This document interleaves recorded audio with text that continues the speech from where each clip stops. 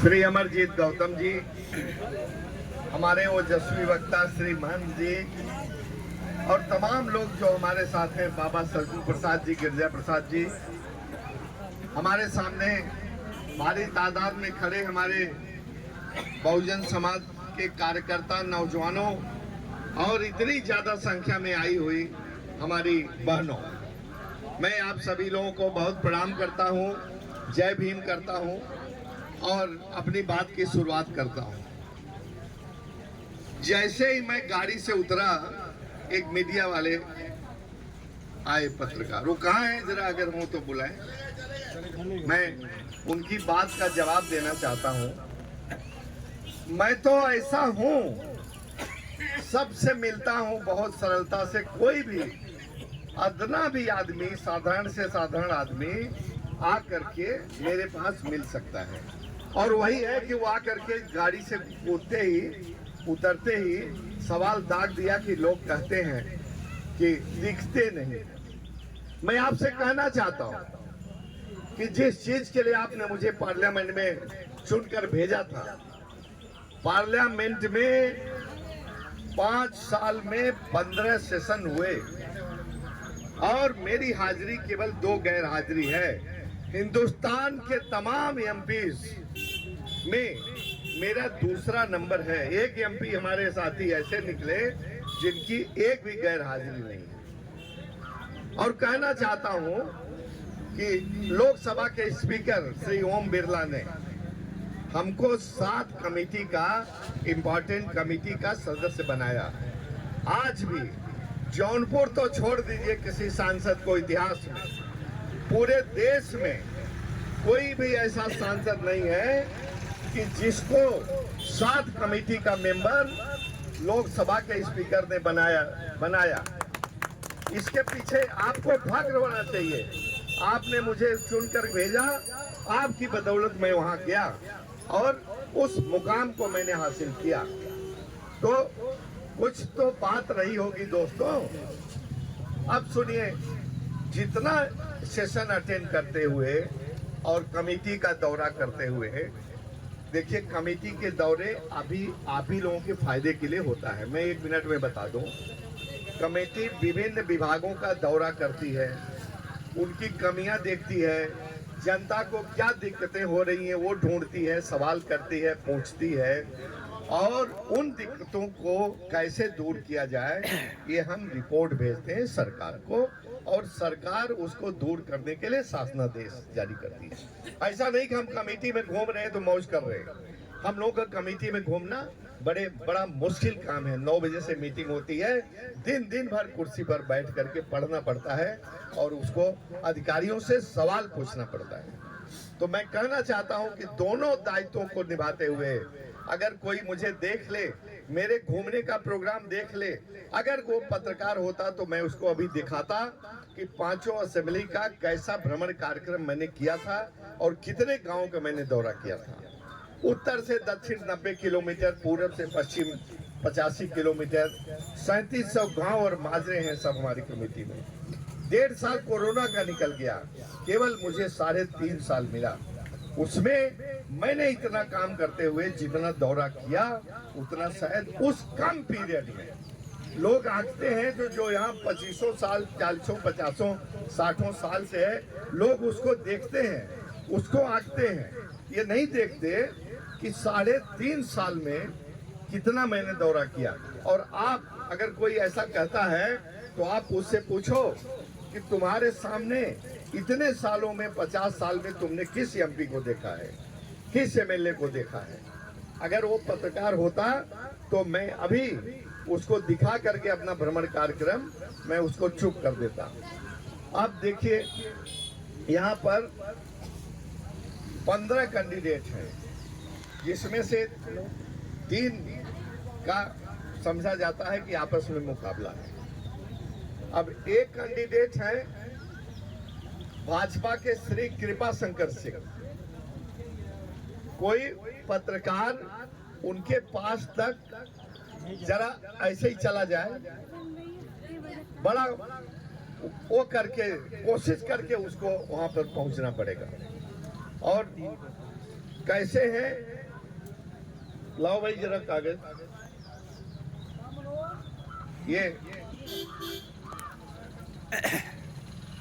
ये इसको फोटो ले लीजिए, कुछ लोग अगर ले सकते हैं तो हमारे पत्रकार कुछ लोग।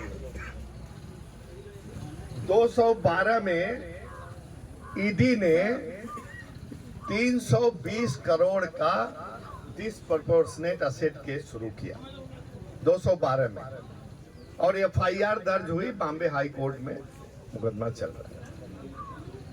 22 बैंक अकाउंट हैं, ये देखिए निकला हुआ है, मेरा नहीं है, ये कहीं से निकला हुआ है। 22 बैंक अकाउंट हैं, बांद्रा कुर्ला में कॉम्प्लेक्स है, बहुत धाराओं में मुकदमा दर्ज किया गया है। एंटी करप्शन ब्यूरो ने भी किया है, ईडी ने भी किया है, और गैस की गाड़ियां दिखाई हैं, BMW कार और कितनी कार, और क्या क्या दिखाया गया है एक पेज में, सवा पेज में। अगर किसी के पास हो तो ये पढ़ लो। और उस पत्रकार को नहीं, पूरे जौनपुर के पत्रकारों को, मीडिया को मैं कहता हूं कि उनसे सवाल कर लो, अगर तुम्हारी हिम्मत हो तो मैं जानूं कि तुम बड़े बड़े पत्रकार हो। ये है मेरे पास। अब दूसरा देखिए, यहाँ का समाजवादी पार्टी का कैंडिडेट, उसकी तो और कई गुजरी हाल है? देखिए, जब मैं सिटी मजिस्ट्रेट बांदा था, वो बांदा का रहने वाला है, और मेरे सामने कभी कभी पढ़ता था, पता नहीं मुझको तो याद है, उसको याद हो कि नहीं याद हो।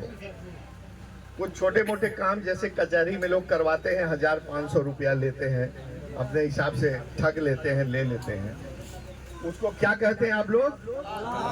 दलाल। तो यही था वो बाबू सिंह कुशवाहा, और इसका मैं सबूत भी दे दूंगा। अगर जो मैं कह रहा हूं, खुलेआम कह रहा हूं, अगर मेरे ऊपर डिफेमेशन केस करे तो मैं उसको भी सामना करने के लिए तैयार हूं। मेरे पास बहुत सबूत है उसके। और उसके पास सुनिए, उसके बाद एमएलए का चुनाव लड़ा, किस्मत थी जीत गया। एक मिनट थोड़ा सा सुन लीजिए, थोड़ा सुनिए जो मैं कह रहा हूं। और मंत्री बन गया। मंत्री बनते ही 5000 करोड़ रुपए का घोटाला कर दिया। 5 करोड़ नहीं, 500 करोड़ नहीं, 5000 करोड़। आप समझते हैं, जब 5000 करोड़ का घोटाला किया है और बांदा से जौनपुर में आ गया चुनाव लड़ने के लिए, आप इसके पीछे समझ सकते हैं कि क्या कारण हो सकता है? क्या कारण हो सकता है, इसको समझिए। और एक यहाँ के लोकल नेता जौनपुर के, ऐसा लोग कहते हैं कि उसकी सिफारिश करने के लिए भी 1 करोड़ झटक लिया है। हाँ, केवल सिफारिश करने के लिए, और कितना कहाँ दिया होगा वो तो ठीक है, उसकी सिफारिश करने के लिए 1 करोड़ रुपया झटक दिया है। अब आगे आइए, ये जो इलेक्शन नॉमिनेशन है, ये उसी का दिया हुआ एफिडेविट है, उसी का हाथ का, ये नोटरी है। हम कोई हवाई बात ना तो कह रहे ना तो कभी कहते नहीं है। ये 1 से लेकर 25 केस दर्ज है, आप समझ रहे हैं? 1 से लेकर 25 केस दर्ज हैं। NRHM स्कैम, बहुत बड़ा स्कैम उत्तर प्रदेश का हुआ। National rural health mission scam किया इस आदमी ने, और 5 करोड़ रुपए का घोटाला कर दिया। सीबीआई ने चार्जशीट लगा दिया। अब सबूत शहादत पर मुकदमा है, सबूत हो रहे हैं, आधे सबूत हो गए, आधे सबूत बाकी होंगे। और वो दिन दूर नहीं है जब वो, पहले तो 4 साल जेल में रहा है। ये देखिए क्वालिफिकेशन, हमारी ये क्वालिफिकेशन नहीं है। लोग कहते हैं कि अभी आप तो पक्के नेता इसलिए नहीं हुए कि जेल में गए नहीं कभी। हाँ, तो मैं भी सोचता हूँ किसी न किसी बहाने एक बार जेल में चला जाऊं, 2 ही 4 दिन के लिए सही, 2 ही 4 महीने के लिए सही, मैं देखना चाहता हूं। और जेल में जा करके मैं अपने जेल के कैदियों का रहन सहन, उनको कैसा खाना मिलता है, वहां भी कुछ अच्छा ही करूंगा अगर किसी बहाने से जेल चला जाऊं।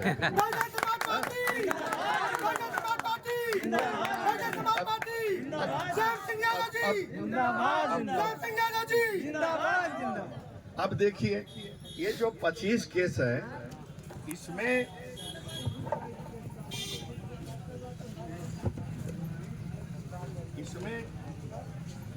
इस पेज पर देखिए उसका सारांश है 25 का, 1 से लेकर के 7 NRHM केस है। देखो भाई, ले लो, 1 से लेकर 7 तक 7 मुकदमों में चार्जशीटेड है। क्या आप सोच सकते हैं कि ये बेल पर है, जब इसका फैसला हो जाएगा तो क्या आप सोच सकते हैं छूटेगा? शायद आजीवन कारावास होगा। तो यहाँ के लोग को कहता हूँ, पागलपन न करें। अगर जो आदमी जनता की गाढ़ी कमाई का पैसा अपने जेब में रखा है, वो हमारा और आपका पैसा है, वो पूरे जौनपुर के लोगों का पैसा है, वो पूरे उत्तर प्रदेश के लोगों का पैसा है, जिसकी इसने चोरी की है, डकैती किया है। ऐसे चोर, ऐसे पैसे की चोरी करने वाले और डकैती करने वाले, क्या जो उसके पीछे लगे हैं उसका क्या कारण है, मैं उनको भी कहना चाहता हूं। और चोर के पीछे, डकैत के पीछे अगर साथ देंगे, लड़ेंगे, तो जिस दिन चोर जेल में जाएगा वो भी गिरेंगे, जरूर गिरेंगे एक दिन। और वैसे तो उसकी इमेज धीरे धीरे लोग खुद ही डाउन होती जा रही है, जिस ढंग से जौनपुर में चुनाव लड़ने के लिए आया है। लेकिन पता नहीं क्या भाई, कभी कभी सारे चोर डकैत मिल करके बड़ी ताकत बन जाते हैं।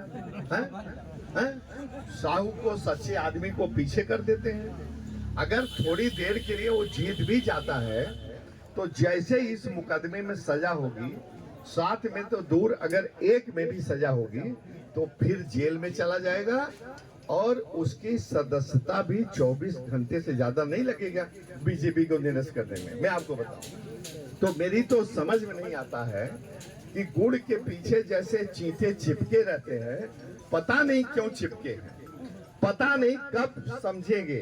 कि जौनपुर की जनता तो मैं बहुत बुद्धिमान समझता हूँ, बहुत शिक्षित समझता हूँ, लेकिन ऐसे आदमी के पीछे लगना, उसको टिकट देना, मेरा बहुत संशय, बहुत आश्चर्य है कैसे मिला ही क्या।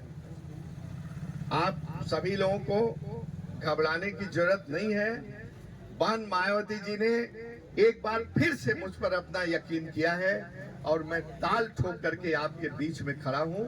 और श्याम सिंह यादव जितना निर्भय और निडर आदमी है, मैं किसी से डरने वाला नहीं हूं। आप लोग हमारा साथ देंगे जिस ढंग से दे रहे हैं। मैं एक दिन सब चोरों को गिरा दूंगा, देखिएगा, सब चोर गिर जाएंगे। और फिर मैं सदन में पहुंचूंगा। जो अच्छा, तुलना तो करिए, जरा तुलना तो करिए, किसी चीज में करिए। वो बादा का रहने वाला है, मैं जौनपुर का रहने वाला हूँ। एक भले यहाँ जौनपुर के रहने वाले हैं, लेकिन उनका कार्य क्षेत्र वो महाराष्ट्र रहा है, बंबई रहा है। सर, आप एक PCS क्वालिफाइड। अभी सुनिए, अभी तो एक चीज हुई ना, मैं इलाहाबाद, अरे आप सुनिए पहले, अभी बीच में बोलने की जरूरत नहीं है। मैं इलाहाबाद यूनिवर्सिटी का BSc हूँ, MSc हूँ, LLB हूँ। इसकी क्वालिफिकेशन, अरे यार आप सुनिए ना, नहीं है तो जवाब न दीजिए, आप सुनिए, तो बीच में व्यवधान न करिए। फिर मैंने कितने काम किए, आप जरा एक मेरा बायोडाटा और मेरे द्वारा किए गए कामों की सूची अब मैंने डाल दिया है shyamsingyadav.in। कोई भी लड़को नोट करो, shyamsingyadav.in।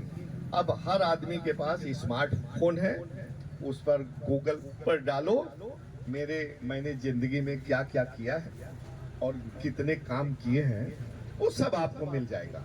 और उन विरोधियों के मुंह पर आप बहुत बड़ा तमाचा मार सकते हैं जो कहते हैं कि मैंने काम नहीं किया है। देखिए, ये बात दूसरी है कि मेरा पीरियड बहुत कुसमय का था, असाधारण था। इसमें कोरोना रहा, जिसमें 2 बार मैंने भुगता कोरोना को, 3.5 साल मिला। 1 साल का पैसा मैंने कोरोना में दे दिया, दूसरे तीसरे साल का सरकार ने ले लिया, सारे एमपीज का। केवल मुझे 2 ही साल का पैसा मिला है। उस 2 साल के पैसे में मैंने कितना काम किया। देखिए, मैंने हजारों सोलर लाइट दिया। ये बात दूसरी है कि जब इतना हजारों सोलर लाइट लग गई तो मेरे पास 8000 एप्लीकेशन अभी भी रखे हैं, जिसको मैं उस फंड से कभी करवा नहीं सकता। मेरे पास उसके लिए फंड ही नहीं बचा। 35 हमने यात्री प्रतीक्षालय दिए पूरे। आप देखते होंगे कभी, इतने बड़े जिले में 35 बहुत कम है, कहीं कहीं किसी सड़क पर, लेकिन उनकी संख्या 35 है। 5 हेल्थ एटीएम दिया। हेल्थ एटीएम क्या होता है? जो गरीब जाता है, डॉक्टर प्रिस्क्रिप्शन लिखते हैं कि खून की जांच कराओ, जब वो पैथोलॉजी सेंटर पे जाता है तो 1000, 1500, 2000 रुपया उसको दे देते हैं और इतना 5-10 मिलीमीटर उसका खून भी निकाल लेते हैं।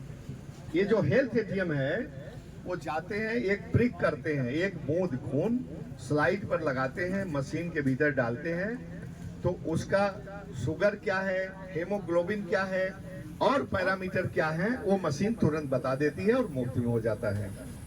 5 एम्बुलेंस दिया मैंने जिला अस्पताल को। एक ambulance ALS, advance life support ambulance, मैंने मेडिकल कॉलेज को दिया। 40 लाख से ऊपर का है, जिसमें कोई बहुत गंभीर रूप से मरीज है तो 1 से 2 जगह दूसरी जगह उसको ट्रांसफर करता है। उसमें उसी में ऑक्सीजन, ECG और वेंटिलेटर सब लगा हुआ है, जिससे उसकी जान को शिफ्ट करते हुए कोई खतरा नहीं होता है। रामघाट पर मैं जाता था, लोग बारिश में खड़े होते थे लाश फूकने के समय। थोड़ा सा शेड था, सब लोग उसमें समाते नहीं थे, धूप रहती थी, धूप में खड़े होते थे पसीने में। मैंने वहाँ शेड दिया, मैंने RO कूलर दिया, मैंने स्टील का फर्नीचर दिया और इसी तरह से पिलखिचा घाट में दिया। रेलवे स्टेशन पर मैंने स्टील फर्नीचर दिया और जंक्शन पर 6 ट्राली दी लोगों के सामान ले आने के लिए। और यहाँ सबसे जो अच्छा काम किया मैंने, जो कहते हैं विकास नहीं हुआ है, तो 21 सड़कें दी प्रधानमंत्री ग्रामीण सड़क योजना में। 1-2 नहीं, 21 सड़कें, और सब 5 किलोमीटर, 6 किलोमीटर, 7 किलोमीटर लंबी है। 150 करोड़ से ऊपर का बजट है, वो मैंने अपने प्रयास से करवाया।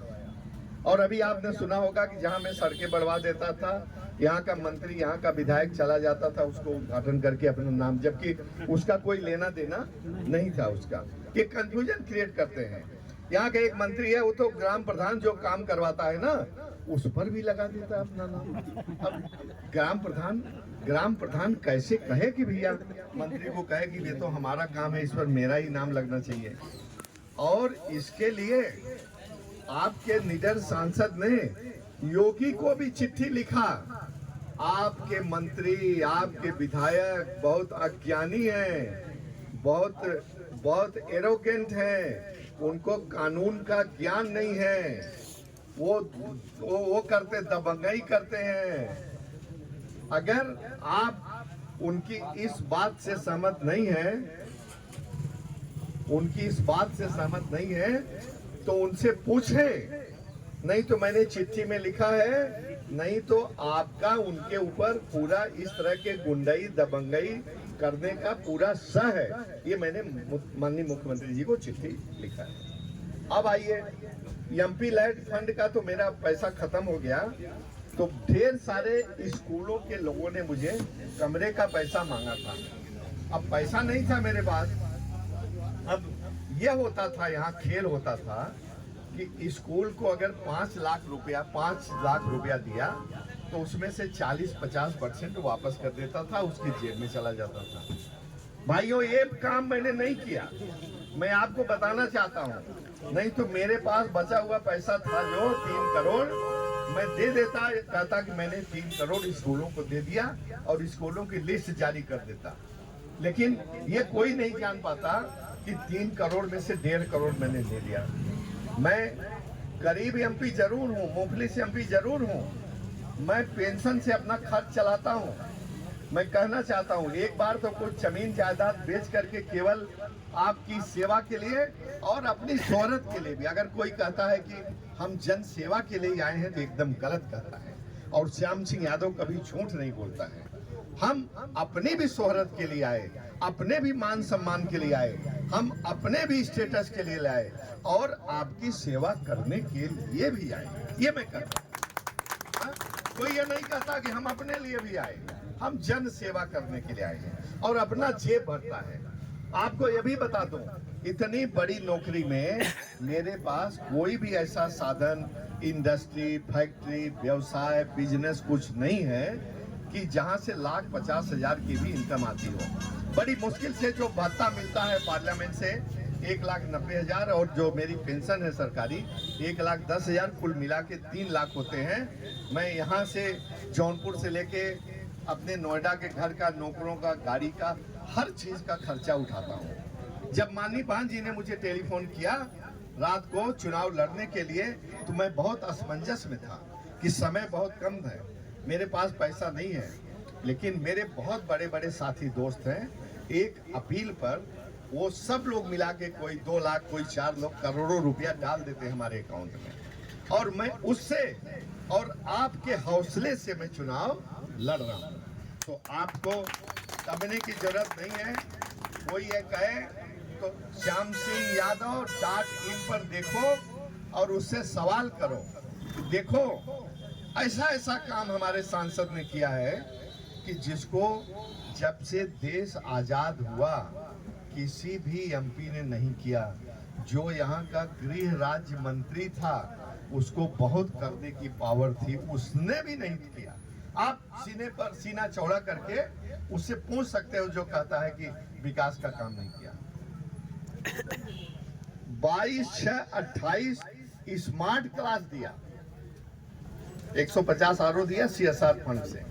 और उसी CSR फंड से, CSR फंड क्या है, बड़ी बड़ी कंपनियां जो लाभ कमाती हैं 2% उनको सार्वजनिक कामों पर खर्च करने का आदेश है। तो वही ले जाता है उनका पैसा। 2% में वो जैसे 1,000 रुपया, 1,000 करोड़ कमाया तो 2% में उनको 20 करोड़ रुपया उनको खर्च करना है कंपनी को। जो उनसे पर्सनल लाइसेंस बना लेता है, तारतम्य बना लेता है, जिनका पहचान होता है उसको वो लिखने पर कर देते हैं। तो एमपी संसदीय दल के टूर का मुझे ये भी फायदा हुआ कि भारत